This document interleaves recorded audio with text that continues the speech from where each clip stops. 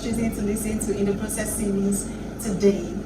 Today we are going to be discussing the first episode of the first phase. So remember that In the Process series is divided into 4 phases, and the first phase is the mirror.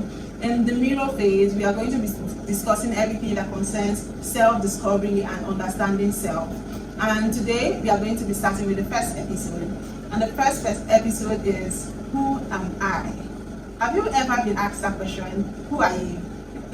What came to mind? How did you answer that? If I think of myself, maybe I would say my name. Oh, my name, does that really define who am I? Who are you, Divine? Does that really answer the question, who am I? Or maybe I want to go a little bit further, and I would say my role, where I work. Maybe if I was a student, I would say my name is Divine, and I'm a student of maybe Nigeria Delta University. Or maybe I'll say my name is Divine, and I work as a learning coordinator at my company. Or, just who are we and how can we define that? I think that's a very important question to answer. Again, because understanding ourselves would enable us to understand what we actually really like, what our strengths are, and those answers help us to make decisions that involve career choices and many other choices that we need to make even as we journey through life. Philosophers have tried to define who a person is. Who am I? They've studied those topics, and I would say it's been a very difficult question for them to answer. But yet Socrates says that an unexamined life is not worth living, and he urges us to know ourselves, and it is really important to know ourselves. So in the time past, people took up identities from their families. You find a family who maybe they are cassava farmers, and you just find that generation to generation that family is just known for producing cassava. But those things changed, especially during the Industrial Revolution, when the kind of work that existed had to change, and people started to work different kind of jobs. And then in the modern times, you find that people change careers up to 5 to 6 times throughout their career, and this results in identity crisis. Identity crisis is a period of intense self-doubt where a person questions their sense of self, values, and beliefs or purpose. So I really think that there is a need to understand ourselves, understand who am I, who is this person who is going to do the work, and how does this work align with this person, how does this work align with what this person likes, what this person's strengths are, understanding this person who is the machine that will get the job done, right? I really think that there is a need to understand self, and that's why we want to answer the question today for ourselves, who am I? So whether you are already in a career and you just don't feel like that's where you should be, and you think you need to change, just so that you don't change and get to a point and you still think you need to change, I think it's okay to pause and try to understand self, try to understand me, who am I, right? So whether you are already in a career, in a job, and you want to pivot, or you're just in secondary school and you're trying to figure out what your career path is because you want to decide whether you should study medicine or engineering or law, or maybe you're a parent who is trying to guide the child into making the right decision. For me, I think that the first step should be understanding the person who is going to be making those decisions. If you're a parent trying to guide your child, then walking your child through understanding themselves would be the first part.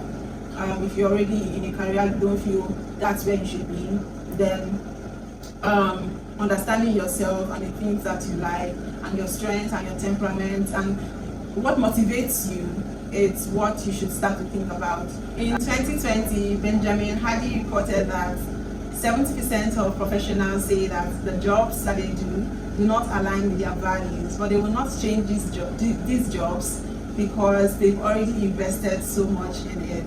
In 2011, Bruni also documented in our work with dying patients that the number one report they had was that they wished they had the courage to live a life true to themselves. These are the reasons why I really think that we need to understand ourselves before we make critical choices that fundamentally shape our life and who we become.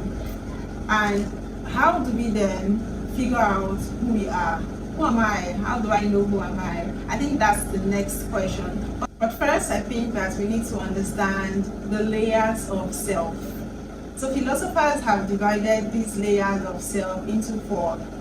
There is the public self, there is the private self, there is the shadow self, and then there is the authentic core.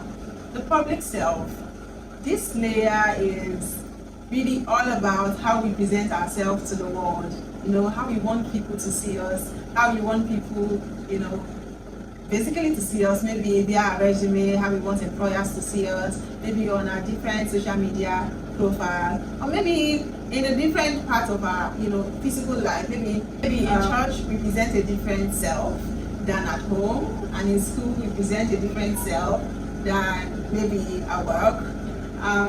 That's what the public self is, the image of ourselves that we want people to know of us. An example would be like, okay, maybe at church we are known as really hardworking people and very neat people, and that's because you go for cleaning of the church and we are so hardworking and we clean everywhere. But at home, your parents don't think you are very hardworking because you're very lazy, you don't support at home, you don't help in cleaning the house and all. So the part of us that we show to the world is basically what the public self is. And the rise of social media has also increased this layer, such that people can have different personas across different channels. And studies have shown that this tends to increase anxiety and reduce well-being. So the next layer is the private self. And this is really a self-construct, the narrative that we tell ourselves. And it's really an honest conversation that we tell ourselves, to justify situations that arise. We tell ourselves this is why we have done what we have done. And it's really an honest conversation with self, but most times they are not true, right? So I'll tell you a story to explain this further. So a few months back, I was in a bus and it was actually raining and the water from outside was entering into the bus, and I was sitting by the end. And so to prevent the water from splashing on me, I tilted a bit. And when I tilted a bit, I started inconveniencing the person sitting next to me. And the person pointed out to me that I was inconveniencing them.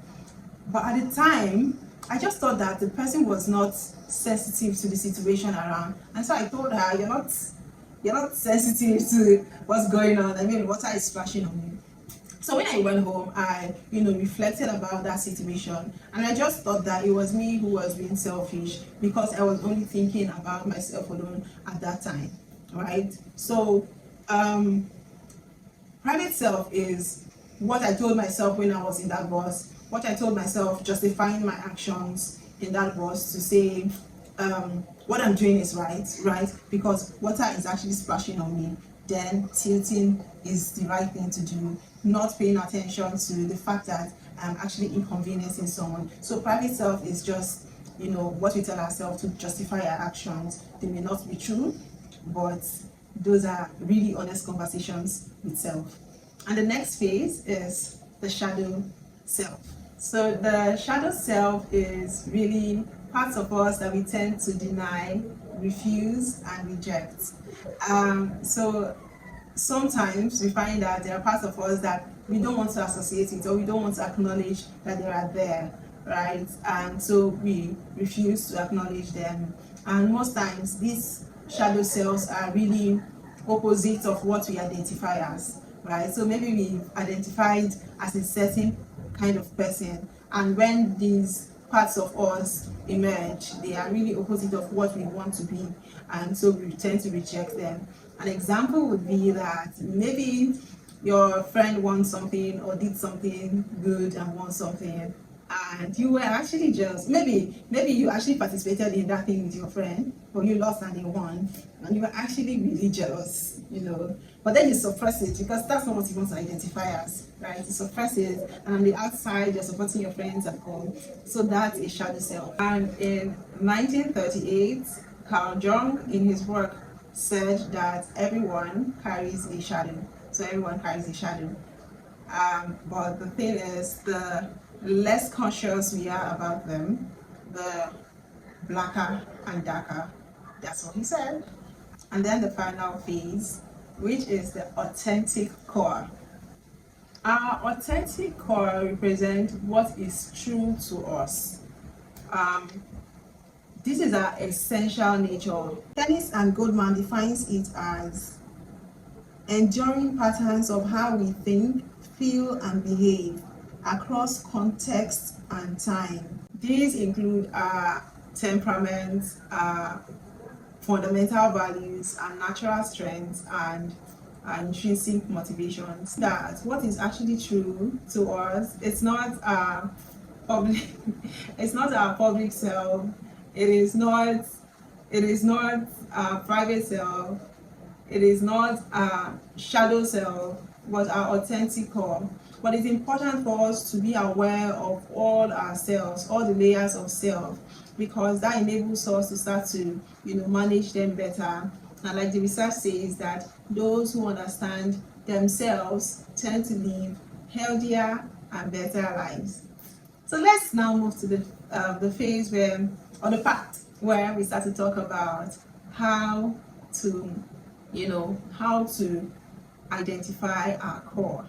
How do we identify our core? Since our core, our authentic core, is what is true to us, and also understanding that we can tell ourselves different things that we are not, right? We can tell ourselves, like the private selves, they are really honest conversations that we have with ourselves, but they are not true all the time, right? So there is that part where we cannot fully see who we are. Philosophers call it the blind spot. So how then do we understand our core so that we can begin to make decisions that are better for us? The first part to understanding our core is introspection, and this is basically examining ourselves, right?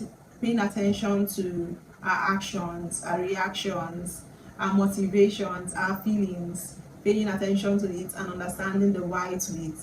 So that's the first part, right? And we can do this through daily reflections and meditations. So like I told you when I was telling you the story, I came back and I reflected, okay, what are the things that I have done today?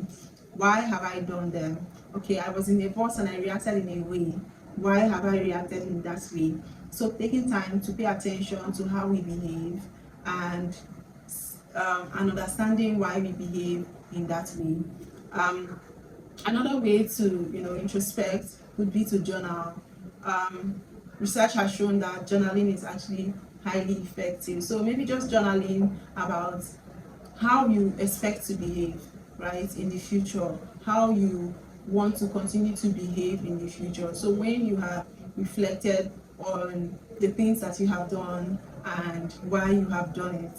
So what are the ways you want to do those things better? Maybe you want to take 20 minutes of your time daily to journal on how you want to expect to behave going forward.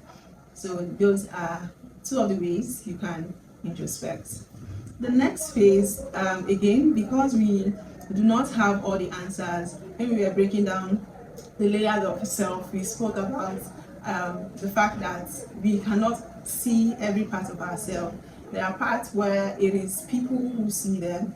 So I can't remember where I read this, but I read somewhere that we understand the why to our actions better, but people see our actions better. So when we behave in certain ways, people see them better because they are the ones who see them, while we are the ones who understand the why to the actions. So it's important to ask for feedback, reaching out to people to ask for feedback, so people tell you about how you have behaved, because sometimes we don't see it clearly. I'll give you an example. One time I was ordering for a meal, and I have my office is on the 5th floor of the building, and I put down for the rider the instruction that I want my food delivered on the 5th floor. But the rider arrived and asked me to come down, and I was having a clean conversation with this rider. I was not angry in any way, but my colleague gave me feedback that I was sounding angry, but I was not angry. but this is what people see. And understanding how people see our actions, it's important to enabling us becoming better individuals. So taking feedback from people, asking people to, share how they see things, and also understanding patterns, right? If XYZ persons have said the same thing, then there's some level of truth in it. And that's why it's important to ask for feedback, because there are parts of us that we don't see, but people are able to see those parts of us better. So that's on taking feedback. And the final phase, or the final step, let me use step, the final step of discovering self or discovering our core is to experiment, right? Putting ourselves out there, now being conscious of ourselves and experimenting and finding out. So the first is introspect. What are those things I can find out for myself, right? The next phase is to ask for feedback. Ask your friends, ask your colleagues to give you feedback on how you have behaved in different ways, and try to understand patterns. And the final phase is to experiment, because now you understand that there is a need to understand self, because understanding self will enable us know ourselves better. Sometimes we think that we like some things that we actually don't like. We probably just like them because that's what the general that's what's generally accepted, right? But when we start to pay attention to ourselves, we start to see that we actually struggle with those things that we claim we like. It's just little steps to discovering ourselves more and more. So that's why we need to experiment, and going forward, paying more attention to how we behave in situations, coming back to reflect and journal, and just paying more attention. So that's the final step: experimenting, putting ourselves out there, and just finding more and learning more about ourselves. And this because learning about self enables us to know ourselves better and make better choices. And with this, I think we've come to the end of this episode. I'm really excited to have walked with you on this journey. First understanding who we are, why do we need to know who we are, understanding the layers of self, and then the steps towards identifying self. And I have an assignment for us this week. I need us to do 20 minutes of meditation every single day. Take 20 minutes out of your time, just reflect on how your day has been, what are the actions that you have taken, and why have you taken those actions. And maybe just also journaling, taking another 20 minutes of your time to journal. What are ways that you expect to behave better in future? Just that for our assignment this week. Just 20 minutes of our time to meditate, and 20 minutes of our time to reflect and try to be more conscious of ourselves and understand ourselves better. I hope that before the next class we would have learned a thing or two that we didn't know before about ourselves. And see you in the next class. Bye.